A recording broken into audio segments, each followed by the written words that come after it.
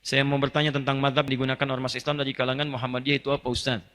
Apakah sama dengan dipakai oleh saudara kita dari kalangan salaf yang menggunakan manhaj salaf? Tapi dan saya ada di lingkungan yang beda madhab, apakah yang dinamakan toleransi saya juga harus mengikuti cara bermadhab, cara ibadah seperti mereka? Contohnya dengan amalan-amalan seperti tahlilan, kunut dan sebagainya. Apakah saya harus seperti itu? Mohon penjelasannya. Tapi secara singkat saja begini, secara singkat. Anda harus bedakan apa itu manhaj, apa itu madhab. Itu berbeda. Saya sering sampaikan kalau manhaj itu cara kita berislam. At-tariqul wadih, jalan yang jelas menuju Islam dengan jalur mengikuti Nabi SAW. Contoh, saya hapus ini misalnya ya. Siapa Nabi kita? Nabi Muhammad SAW. Apa yang diturunkan pada beliau untuk membimbing kita? Al-Quran. Allah turunkan Al-Quran pada Nabi Muhammad SAW. Nabi Muhammad menjelaskan isi Al-Quran kepada masyarakat yang hadir di zaman beliau. Saya sebut masyarakat, bukan hanya sahabat. Karena Quran diturunkan bukan hanya pada para sahabat. Pada masyarakat pada saat itu. Cuman ada kalangan orang yang ketika diberikan tidak mau mengambil. Itu poinnya. Yang mau mengambil beriman pada Nabi, hidup di zaman Nabi, melihat Nabi disebut dengan sahabat pada saat itu. Nah, penjelasan Nabi kepada para sahabat, masyarakat disebut dengan hadis namanya. Hadis.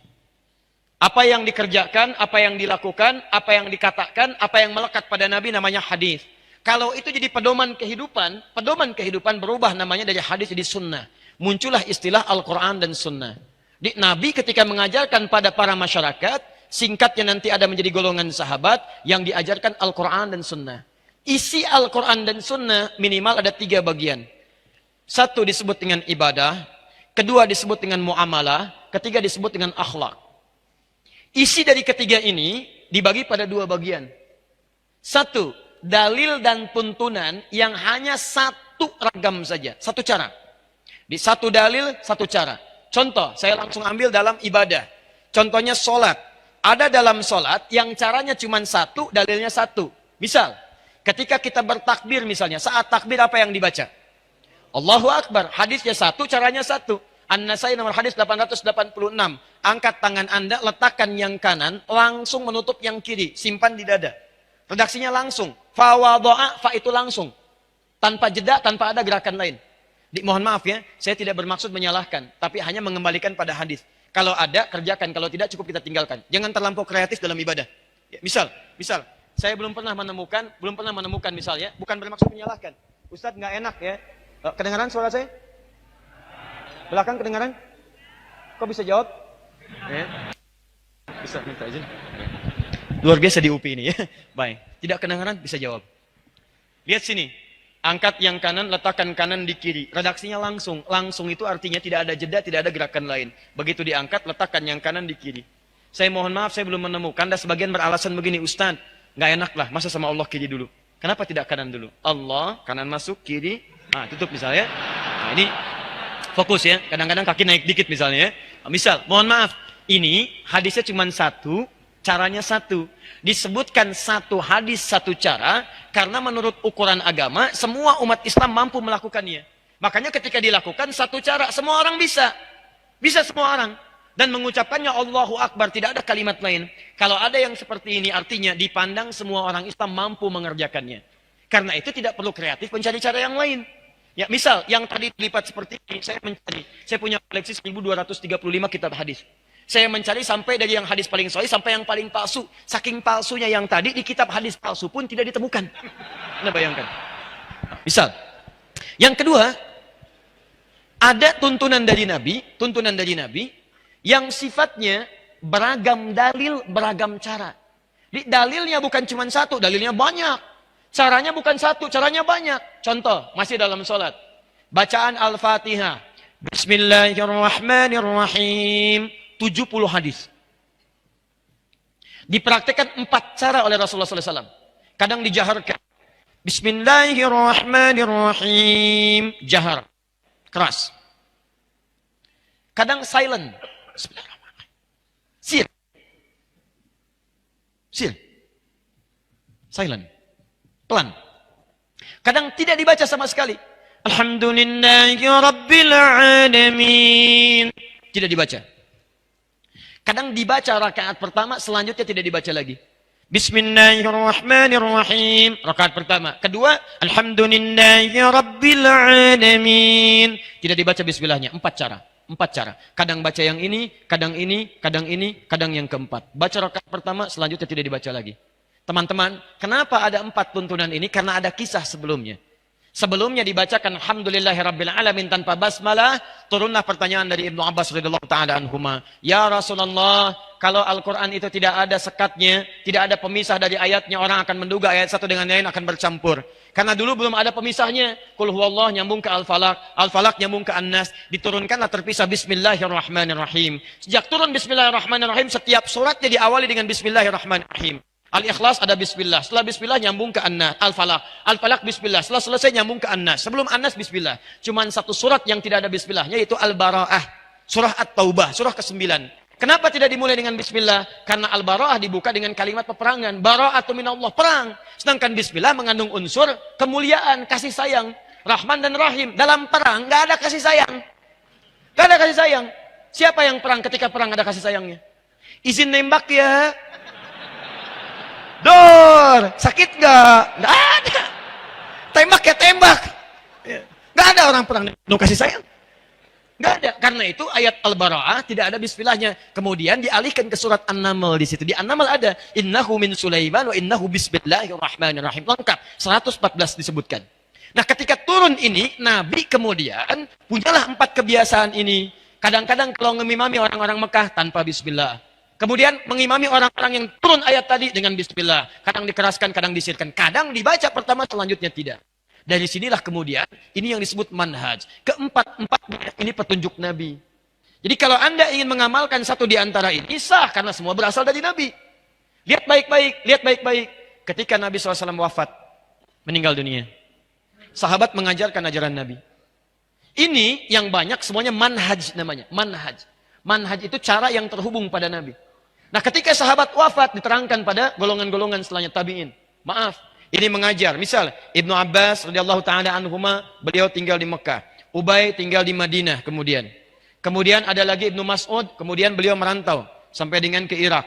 Ali bin Abi Thalib beliau di Kufah. Ada lagi yang kemudian Muawiyah bin Abi Sufyan sampai ke Afrika Utara. Muaz bin Jabal sampai dengan ke Yaman. Perhatikan baik-baik. Ketika mereka pergi ke berbagai tempat, mereka mengajarkan ajaran-ajaran dari Nabi. Yang ini tidak ada masalah. Tapi yang ini, kan nggak mungkin mengajarkan keseluruhannya. Anda ketika akan menunaikan sholat, kan nggak mungkin membaca keempat cara ini. Pasti harus pilih salah satunya kan? Harus pilih. Ustaz nggak bisa, itu sunnah Nabi Ustaz. Jangan dipilih-pilih, semua kerjakan. Saya nggak apa-apa, kalau saya keempat-empatnya saya baca. Masya Allah. Imam Upi subuh, baca keempat-empatnya. Bismillahirrahmanirrahim. Bismillahirrahmanirrahim. Tidak dibaca sama sekali. Ini nggak bisa. Anda harus pilih salah satu. Harus pilih. Nah, ketika Anda memilih, baik, ketika Anda memilih, keempat-empatnya ini harus dipilih salah satu. Dibedakan pernikahan dengan bacaan sholat, ini berbeda. Lihat sini, fokus. Ini semua empat-empatnya disebut dengan manhaj. Ketika Anda pilih salah satu, kan, maka kalimatnya berubah. Ma dhahaba ilaihi. Ma dhahaba ilaihi. Hal yang cenderung saya pilih. Ma, pilihan. Dhahaba ilaihi, yang condong saya kepadanya. Ketika saya ambil pilihan itu saya praktekkan. Nah, orang Arab itu sama dengan kita. Kalau terlampau panjang dia singkat. Supaya nggak kepanjangan. Ma dhahaba ilaihi, keraskan. Ma dhahaba ilaihi, sirkan. Kepanjangan. Singkat. Madhab.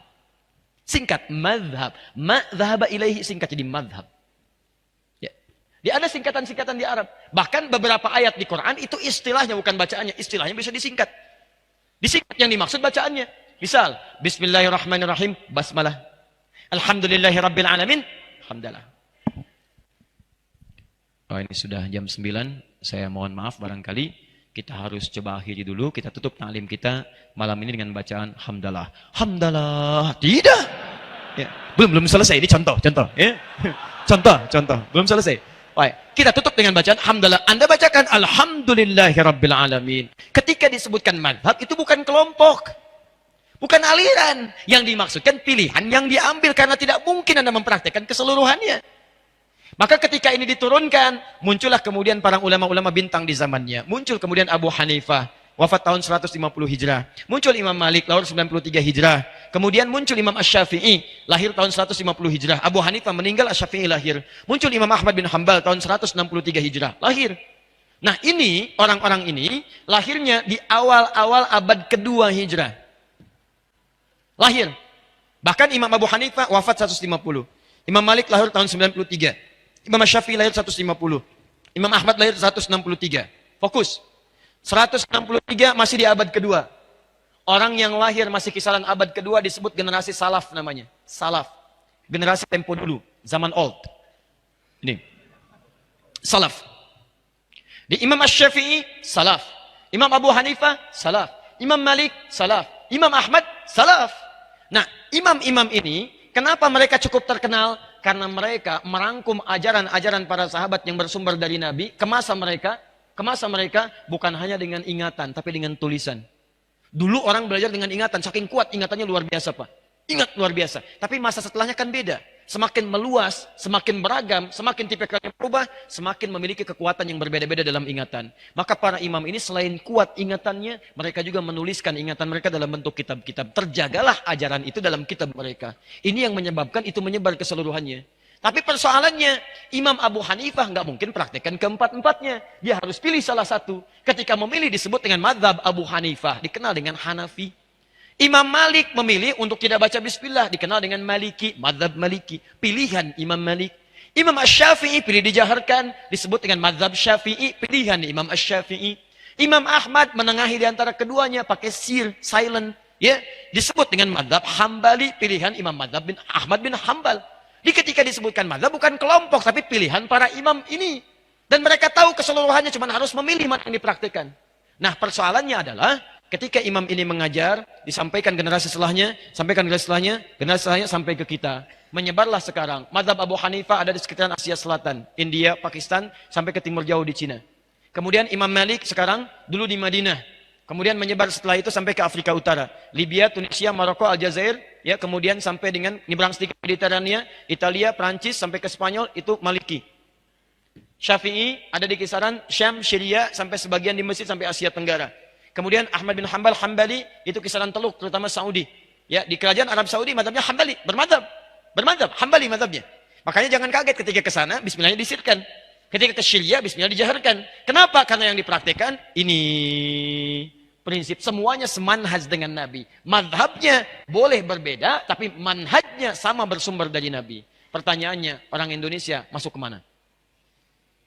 Orang tua kita luar biasa. Semua negara ini dikunjungi. Ada yang belajar ke Pakistan, ada yang ke India. Ada yang belajar kemudian ke Libya, ke Mesir, Tunisia, Aljazair, Maroko. Ada yang belajar kemudian Syafi'i ke Syam, ya ke Syria. Ada yang belajar sampai ke Saudi, ke Madinah, ke Ummul Qura. Pulang-pulang ke Indonesia, dibawa semua khazanah itu. Yang jadi masalah kadang, mohon maaf, kadang tidak disampaikan secara sempurna. Yang disampaikan apa yang dibawa aja. Inilah sumber pertama gagal paham dalam persoalan ini. Yang pulang dari Saudi misal, orang Surabaya datang ke Bandung, Bandung baru pulang dari ini, yang Mesir misalnya, di sana prakteknya Syafi'i, bismillah dijaharkan, yang di sana disirkan. Begitu datang ke sini, bismillahnya, misalnya maaf, tidak dijaharkan. Biasanya jahar jadi sir. Bismillah. Alhamdulillahi Rabbil Alamin. Bid'ah. Ini masalahnya. Saya pernah ditinggal di Mekah 2010. Saya tugas di Mekah, menerima jemaah haji pertama kali. Masuk sholat Isya, imamnya Syekh Sudes. Bismillahirrahmanirrahim. Alhamdulillahi Rabbil Alamin. Oh, iki imamnya Muhammadiyah. Loh, Muhammadiyah cabang Masjidil Haram. Luar biasa itu. Oh, Anda bayangkan. Bukan salah, sebenarnya cuma pengetahuan yang kurang masuk. Saya di Libya itu pernah mengajar beberapa siswa. Terus ada yang orang Indonesia. Saya bilang, ayo kumpul. Anda nanti gini ya, nanti ada liburan, Anda pulang ke Indonesia, coba lihat bagaimana karakteristik masyarakatnya, apa yang dibutuhkan. Pulang lagi ke sini, siapkan pelajaran supaya masyarakat yang perlukan itu bisa mendapatkannya. Jangan cuma belajar yang umum-umum, pelajari yang masyarakat Anda butuhkan. Kita bikin kelompok. Singkatnya setelah pulang dari liburan, saya tanya, Anda kemana kemarin? Saya ke daerah ini Ustaz. Apa yang terjadi? Saya tanya pertama kali, berapa jumlah orang Islamnya? Dijawab, Alhamdulillah Ustaz, 95% Muslim. 5%-nya apa Pak? Muhammadiyah. Nah, sama dengan pertanyaan ini.